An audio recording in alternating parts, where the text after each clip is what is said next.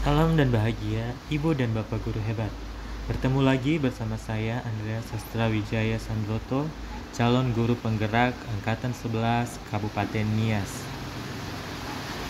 Di video kali ini, saya akan menjelaskan tentang koneksi antar materi modul 2.3, coaching untuk supervisi akademik. Tugas ini merupakan kesimpulan dan refleksi saya. Dalam mengerjakannya, saya dibimbing oleh fasilitator Ibu Fofi dan pengajar praktik Ibu Eka. Awalnya, saya sangat penasaran dengan dunia coaching, karena selalu ada keinginan dalam diri saya untuk bisa membantu rekan sejawat atau murid. Namun saya merasa belum menguasai cara yang tepat untuk melakukannya. Saya sering melihat potensi mereka, namun bingung bagaimana cara membimbing tanpa menggurui. Hal ini mendorong rasa ingin tahu saya tentang coaching karena saya percaya dengan belajar teknik coaching yang benar, saya bisa lebih efektif dalam memberikan dukungan dan membantu mereka mencapai tujuan mereka. Sebelum belajar coaching, saya cenderung memberikan nasihat kepada orang lain sebagai pendekatan utama dalam membantu mereka mengatasi masalah atau tantangan. Saya percaya bahwa memberikan saran langsung dapat menjadi cara yang cepat untuk menyelesaikan persoalan yang dihadapi. Namun, saya menyadari bahwa pendekatan ini seringkali tidak cukup efektif karena tidak selalu mempertimbangkan konteks atau kebutuhan individu. Setelah mempelajari prinsip-prinsip coaching, saya mulai memahami pentingnya mendengarkan dengan empati dan mengajukan pertanyaan yang membimbing, sehingga memungkinkan orang lain untuk menemukan solusi yang sesuai dengan diri mereka sendiri. Transformasi ini tidak hanya meningkatkan kemampuan saya dalam mendukung orang lain, tetapi juga mengembangkan hubungan yang lebih kuat dan kolaboratif. Saya banyak belajar tentang coaching dalam dunia pendidikan, termasuk bagaimana coaching berbeda dari mentoring, konseling, dan fasilitasi. Jika mentoring lebih menekankan pada pemberian nasihat berdasarkan pengalaman mentor, konseling lebih berfokus pada pemecahan masalah emosional atau psikologis, coaching ternyata sangat berpusat pada coachee dan bertujuan untuk memberdayakan coachee. Dalam coaching, coachee diarahkan untuk menemukan solusi untuk diri mereka sendiri melalui pertanyaan-pertanyaan reflektif, sehingga mereka dapat lebih mandiri dan bertanggung jawab atas perkembangan pribadi atau profesionalnya. Saya sangat senang mendapatkan kesempatan untuk belajar coaching. Bagian yang paling saya sukai adalah saat melakukan demonstrasi praktik coaching bersama rekan calon guru penggerak, karena momen tersebut memberi pengalaman langsung dan pemahaman yang lebih mendalam tentang teknik-teknik coaching. Saya juga merasa antusias untuk segera menerapkannya dalam kehidupan sehari-hari, baik saat berinteraksi dengan murid maupun rekan sejawat, agar dapat membantu mereka mengembangkan potensi diri secara lebih efektif dan memberdayakan mereka. Selama belajar dan mempraktikkan coaching, saya menerima feedback bahwa saya sudah cukup baik dalam mengembangkan kompetensi kehadiran penuh. Saya sering menunjukkan perhatian dan keterlibatan dengan cara mengangguk atau memberikan respon verbal sederhana seperti ya. Itu membantu menjaga alur percakapan.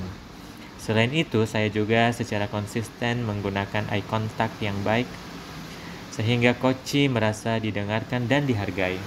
Semua ini membuat saya semakin yakin bahwa kehadiran penuh adalah elemen penting dalam coaching yang efektif.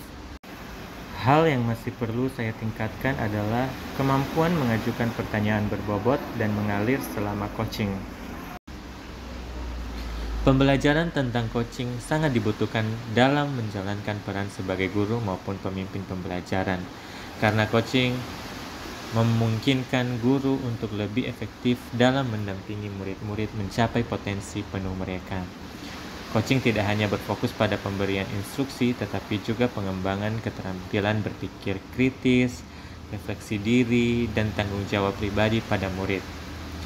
Bagi pemimpin pembelajaran, coaching menjadi alat untuk membina kolaborasi, memberikan umpan balik yang konstruktif, dan memberdayakan rekan sejawat dalam pengembangan profesional. Dengan pendekatan coaching, baik guru maupun pemimpin pembelajaran dapat menciptakan lingkungan yang lebih suportif dan berfokus pada pertumbuhan. Coaching sangat dibutuhkan dalam membangun komunitas belajar yang efektif, karena metode ini tidak hanya berfokus pada pengembangan individu, tetapi juga pada kolaborasi dan pertukaran pengetahuan antar rekan guru.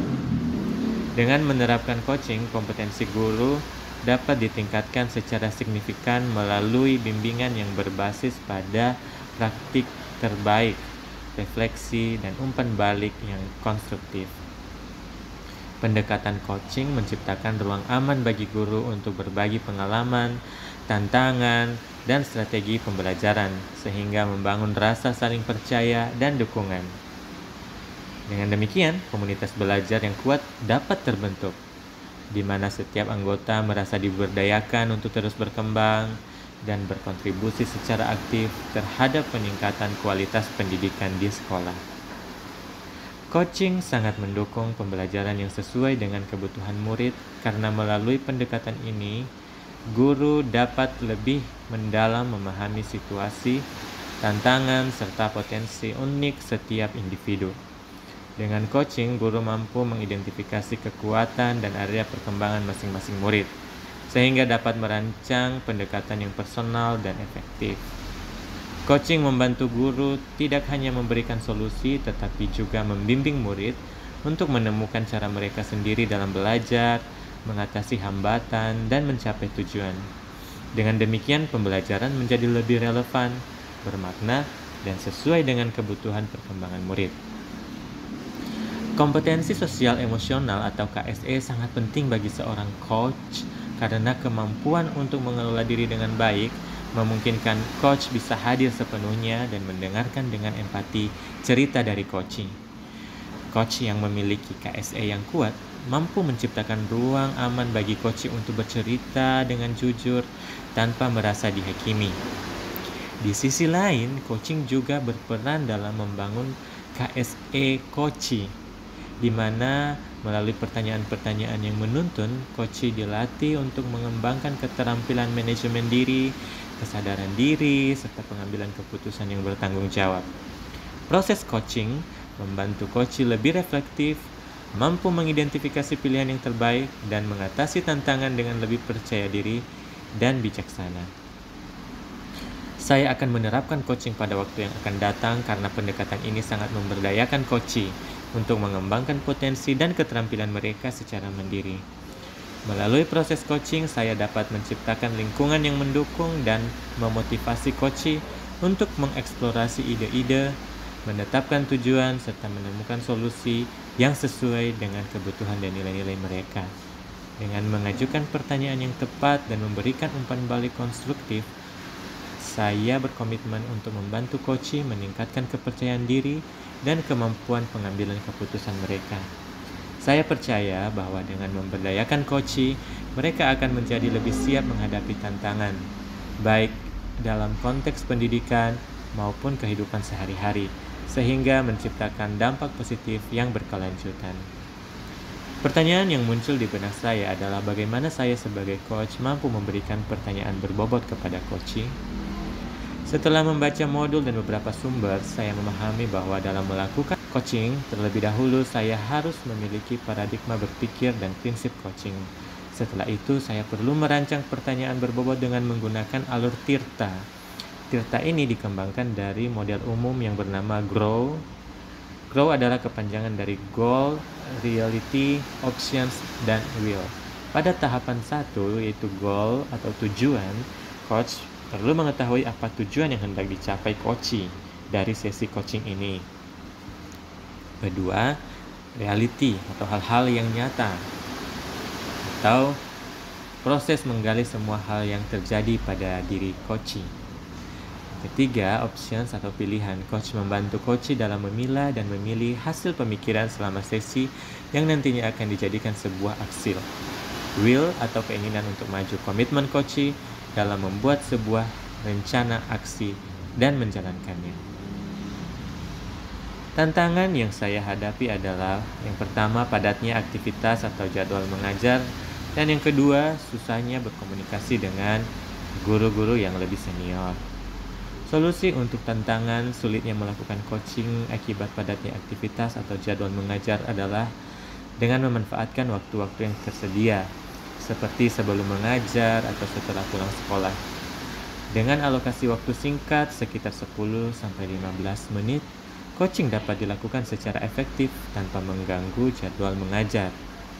Untuk menghadapi tantangan dalam melakukan coaching dengan guru yang lebih senior, strategi yang dapat saya terapkan adalah memulai dengan rekan-rekan sejawat yang seumuran.